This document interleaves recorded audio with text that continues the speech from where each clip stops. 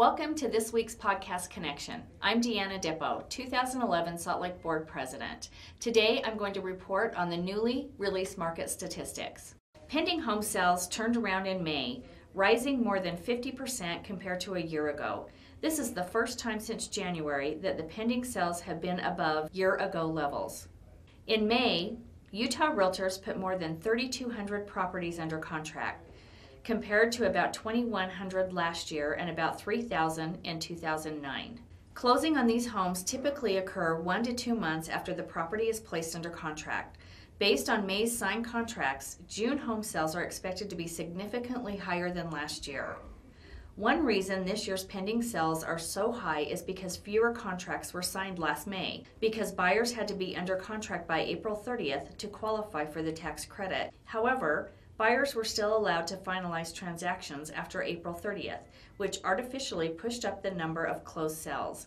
That means sales this May look lower than they otherwise would, down about 12% compared to 2010. Going forward, the comparison should become more reflective of the market as the effect of the tax credit fades. On a national level, the trend was similar. In May, pending home sales were up more than 13%. This is the first time since April 2010 that U.S. contract activity was above year-ago levels. The National Association of Realtors said the improvement bodes well for home prices since the rise in contract signings implies inventory is being absorbed at a faster pace. The group is forecasting that the second half of the year will be stronger than the first and much stronger than the second half of 2010. Like the U.S., Utah is also absorbing inventory. Along with a strong gain in pending sales, statewide inventory declined and is at its lowest point since 2007. At the end of May, there were around 25,000 homes for sale in Utah, a 15% decline. It would now take just over 10 months to sell the entire inventory at the current pace. The median price of homes sold statewide was down about 5% from last year, but the average price increased more than 2%, the first gain since November.